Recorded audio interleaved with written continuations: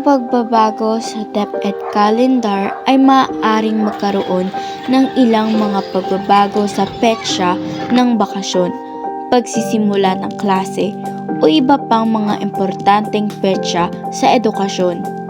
Ito ay maaaring bunga ng mga bagong polisiya, kaganapan sa lipunan o iba pang mga kadahilanan na nakakaapekto sa sistema ng edukasyon. Alam niyo na po ba na nagbago po yung schedule ng DepEd calendar? Opo. Yes po. Ano pong naging reaction niyo sa pagbago ng DepEd calendar?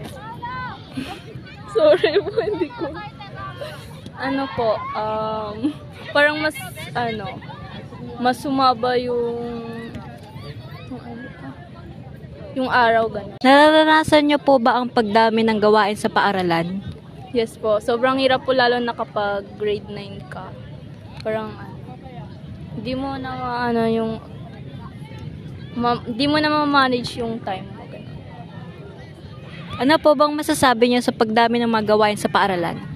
Sobrang hirap po. Nakakaiyak siya pero nakakayanan naman.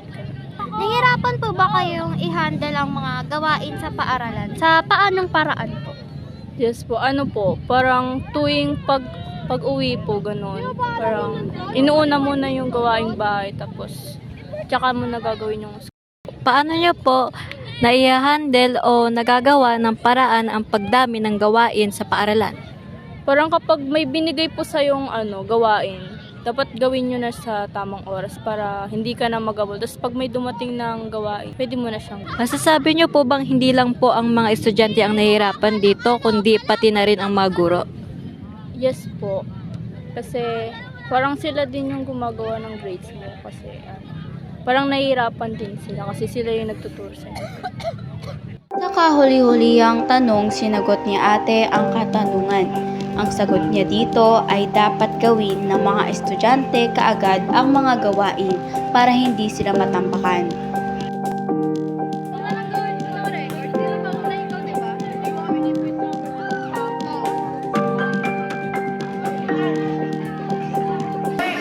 Alam niyo na po ba na nagbago ang schedule ng DepEd calendar? Opo, Ano po ang naging reaksyon niyo sa pagbabago ng DepEd calendar? nagulat. Naranasan niyo na po ba ang pagdami ng gawain sa paaralan? Opo, sunod-sunod yung mga groupings Ano po bang masasabi niyo sa pagdami ng mga gawain sa paaralan? na medyo nahihirapan ako. Nahirapan po ba kayong i-handle ang mga gawain sa paaralan sa paanong paraan po? Opo. Ano po bang subject ang pinaka nahihirapan kayo? Siguro sa lahat. Masasabi niyo po bang hindi lang po ang mga estudyante ang nahihirapan dito, kundi pati na rin po ang mga guro? Opo. Bilang isang mag-aaral po, paano niyo po nagagawa ng paraan o nahi-handle ang mga gawain sa paaralan? Tinitipid ko na lang yung mga oras ko. Bilang isang mag-aaral, paano niyo po napagkakasya ang inyong oras para gawin ang mga gawain sa paaralan? Minsan na lang ako naglalaro ng mga games. Ay oras ka pa po ba sa makisalamuha sa kaibigan o pamilya kahit na madami kang ginagawang aktibidad? Opo. Naintindihan po ba ng mga kaibigan mo at pamilya mo na nararanasan mo ito? Opo. Naalagaan niyo pa po ba ang iyong sarili kahit na dumadami ang mga gawain sa paaralan? Medyo. Sa inyo pong sariling karanasan, ano po ang naidudulot nito sa mga estudyanteng katulad ninyo? Masyado na makabilis yung mga gawain namin. Tapos di namin medyo napagkakasya yung mga oras. Sa tingin niyo po, dapat po ba nabigyan ng DepEd ng panahon ang paghahanda ng pagbabagong ito? Opo. Sa tingin niyo po, dapat po ba na hindi tuloy-tuloy ang pagbibigay ng gawain sa paaralan? Opo. Ano po ba sa tingin niyo ang resulta ng pinagsunod-sunod ang mga gawain sa paaralan? May stress yung mga estudyante. Pati na rin yung mga teachers. Makakaapekto ba ito sa mga kabataan na katulad ninyo? Opo. At last question, bilang isang mag-aaral, ano po ang maibigay niyong suggestions para malampasan ang mga ganitong pangyayari sa mga estudyanteng katulad niyo? Dapat natipirin nila yung Ang sabi ni Kuya sa pahayag niya ay dapat tipirin nila ang oras para unahin ang mga aktibidad para mas mapabilis ang mga gawain kesa na maglaro-laro lang.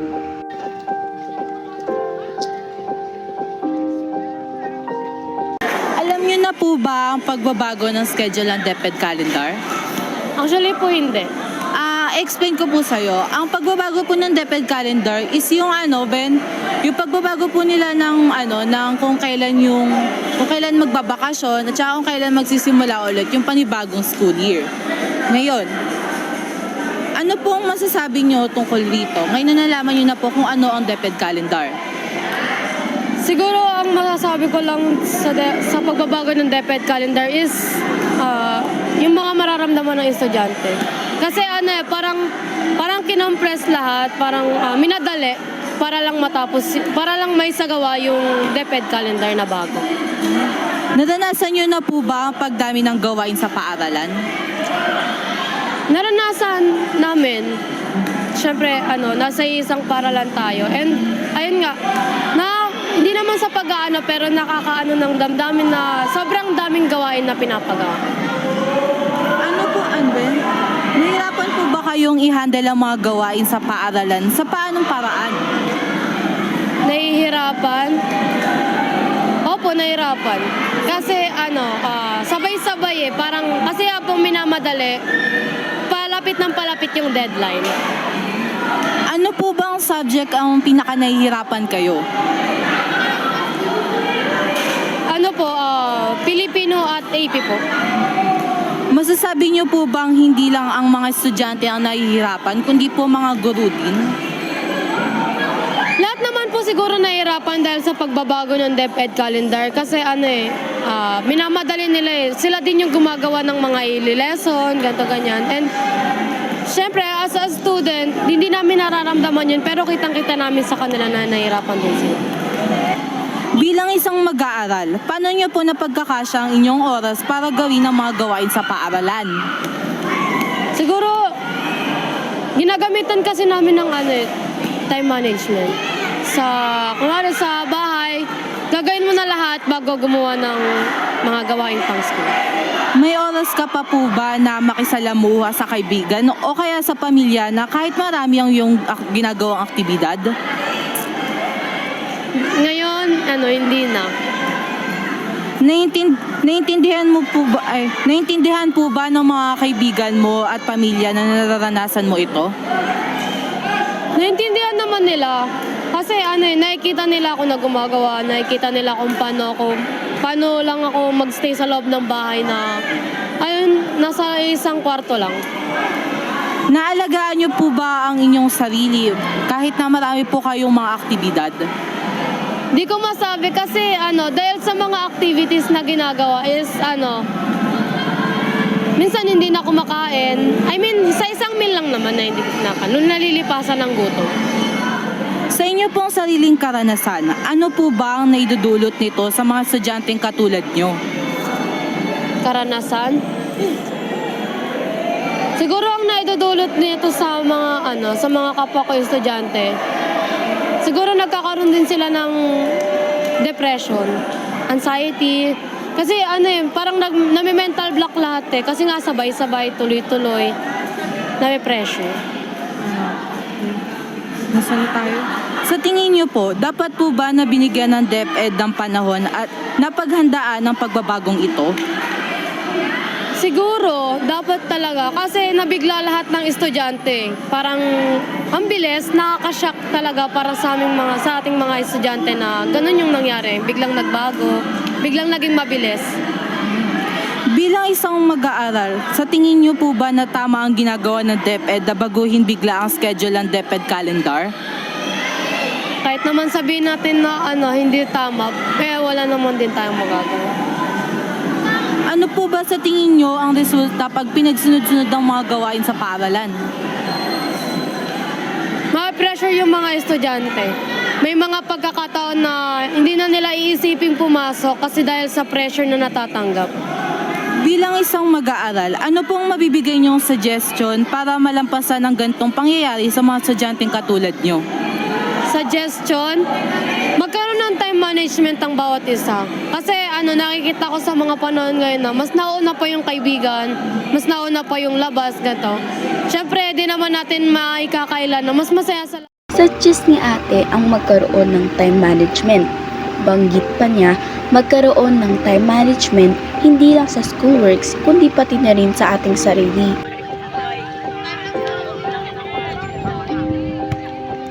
Alam niyo na po ba ang pagbabago ng schedule DepEd ng calendar? Yes po, until July po, right? Ano pong naging reaction niyo sa pagbabago ng DepEd calendar? Siguro for me po kasi parang ang hirap para sa mga students kasi 'di ba, one month lang pasokan na ulit.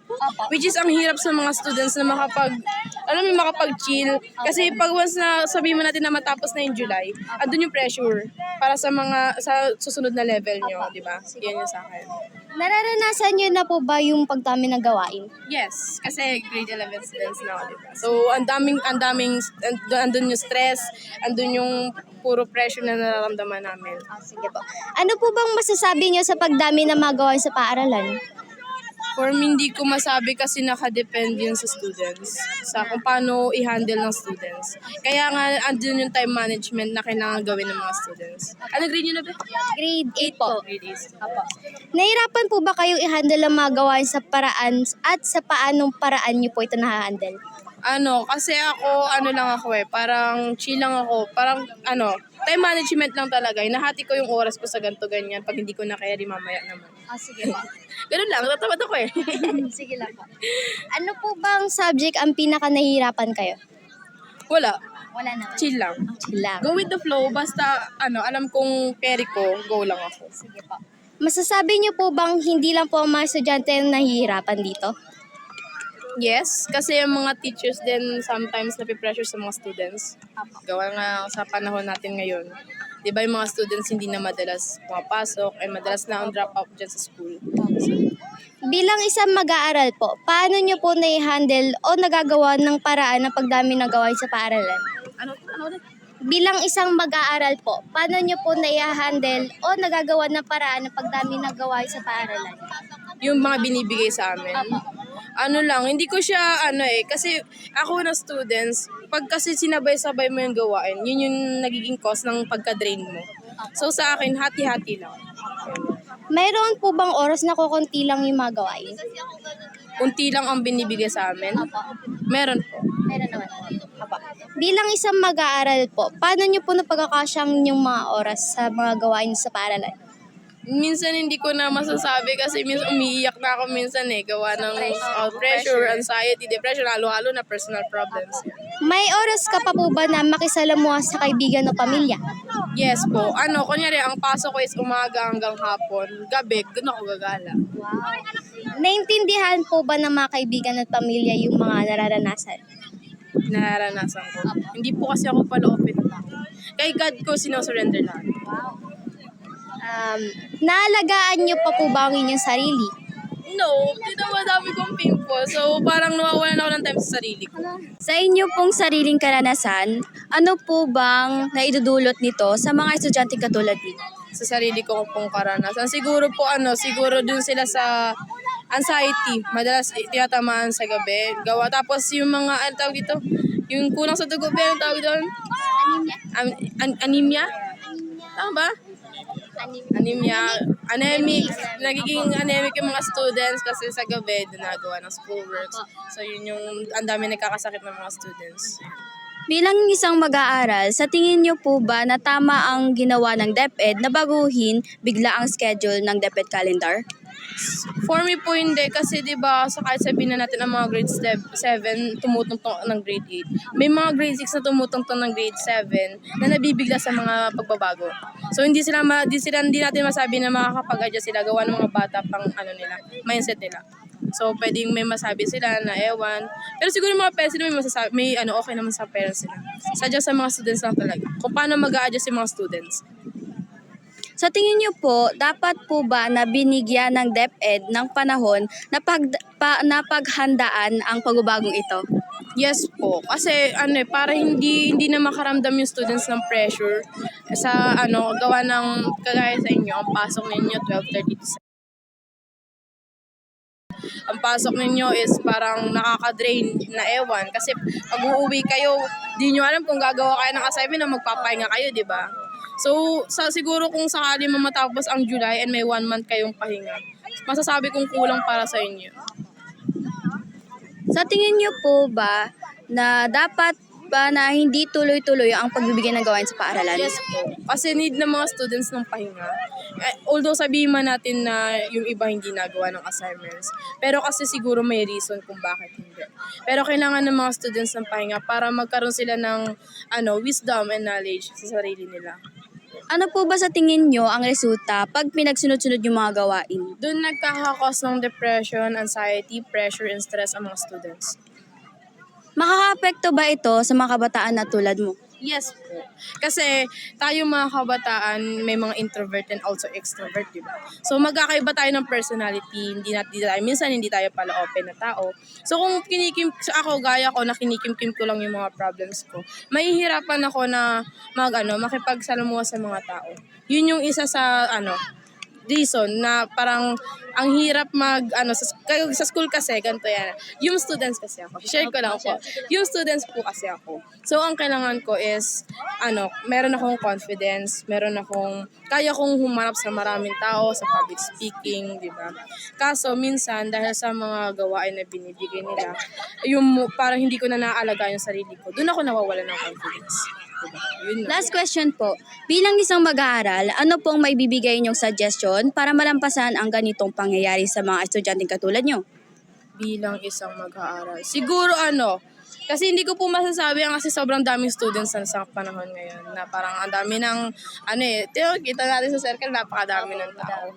Hindi ko, sa sarili ko lang pakiulit nga pintanong. Bilang isang mag-aaral, ano pong maibibigay niyong suggestion para malampasan ang ganitong pangyayari sa mga estudyanteng katulad mo? Actually, wala po talaga napasa sa utak ko ngayon. Basta go with the flow lang tayo mga students. Basta may limits, di ba? Go with the flow and hayaan lang natin na magtuloy-tuloy tayo sa everyday life. As long as carry natin yung mga gawain ng mga students. Gawain ninyo. Gawain namin. Basta carry nyo yun. Basta ang payo ko lang sa inyo, wag kayong magsabay-sabay ng gawain. Doon yung nakikipag-cause ng din Hindi natin masisisi mga teachers natin Na parang sabihin mo natin ng mga teachers natin lagi nagbibigay ng gawain. Hindi na reason. Sa kanyang huling sagot, ang payo lang niya ay generally go with the flow, time management, responsible, at less overthinking.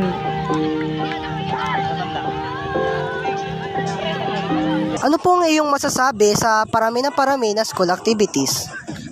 Masabi ko lang po ay masyado pong mahirap. Parang nakakapagod din po na pagsabay-sabay na maraming activities sa school. Hello. Paano mo po ito masusolusyonan sa mga maraming activities? Masyonan ko po doon, unti-untiin ko, parang iisa-isahin na lang po yung ng activities kada oras. Ano sa iyong pananaw ang pagbabago ng DepEd calendar kaya marami ang school activities? Sa aking pananaw po, parang wala po maisip. Sige lang po. Sabihin mo lang po kung next question. Ay, next question na lang po. Anong iyong masasabi sa pagkabiglaang pagbabago ng DepEd calendar? Masabi ko lang po, parang mahihirapan po yung mga estudyante kasi parang mas lalo pong dumadami ang gawain sa school. Para sa iyo, mas maayos ba nung binago ang DepEd calendar o hayaan na lang sa dati? Hayaan na lang po sa dati para sa akin po. Kasi po ngayon, parang pahirap yung mga gawain sa school. Paano mo nagagawa ng oras para magawa ang karami-raming activities? Ginagawa ko po parang inuuna ko po muna kung ano yung deadline na bukas. Tapos yung susunod ko naman po, yung deadline past next week. Sa tingin mo ba na masyadong mahigpit ang bagong DepEd calendar? Opo, kasi po parang pag isang araw, kailangan agad may mapasa ka po na activities sa sa subject mo na kailangan na ipasa po. Nahihirapan ka ba sa masyadong mahigpit na bagong DepEd calendar? Opo, nahihirapan po ako as a student kasi may ginagawa rin po kaming iba, hindi lang po sa schoolworks. Last question na po to. Para sa'yo, ano ang pinakamadaling subject para dito? Pinakamadaling subject po para sa akin ni ESP. Kasi po mas may intindihan po yun. Ate, may oras ka ba po ba na makisalamuha sa kaibigan o pamilya kahit na madami kang ginagawang aktibidad? Minsan, meron naman pong oras minsan. Kaso, masyado lang pong mahirap makipag-communicate ng sobrang tagal kasi marami pong gagawin. Naiintindihan po ba ng mga kaibigan mo at pamilya mo na nararanasan mo ito? Opo, naiintindihan naman po nila kasi as a grade 8 student, alam naman po nilang marami po tayong gawain ngayon. Naalagaan nyo pa po ba ang iyong sarili kahit na dumadami ang gawain sa paaralan? Oo naman po, naalagaan ko naman po masyado ang aking sarili. Sa inyong sariling karanasan, ano po ang may dudulot nito sa mga estudyanteng kadulad nyo? May dudulot lang po ay may dudulot lang po sa ibang klase po. Wala po maisip. Opo, next question. Bilang isang mag-aaral, sa tingin nyo po ba tama ang ginawa ng DepEd na baguhin bigla ang schedule ng DepEd calendar? Hindi naman po masyado kasi bigla-bigla po sila nagbabago ng parang schedule po nila sa atin. Kaya mas lalo po tayong nahihirapan. Para sa iyo po, dapat po ba na binigyan ng DepEd ng panahon na paghandaan ng pagbabagong ito? Opo, kasi sa ilang mga estudyante po, parang di po nila alam na nagbago na po yung bagong ng DepEd ngayon. Kaya hindi po sila masyado nakapaghanda sa mga activities na bibigay po. Sa tingin nyo ba na dapat ba na hindi tuloy-tuloy ang pagbibigay ng gawain sa paaralan? Hindi naman po kasi kailangan din po ng mga mag-aaral na matuto tsaka may mapasa rin po. Ano ba sa palagay mo ang resulta ng pagsusunod-sunod ng mga gawain sa paaralan? Pagod po siguro kasi pag dumami po ng dumami yung mga activities po sa school natin, hindi po natin mapapagsabay-sabay masyado. Bilang isang mag-aaral, anong mabibigay mong suggestion para malampasan ang ganitong pangyayari sa mga estudyanteng katulad nyo? Ang suggestion ko lang po ay parang keep going lang. Bigay lang ng suggestion si ate. Ang sabi niya, keep going lang po kung ano pong magagawa nyo.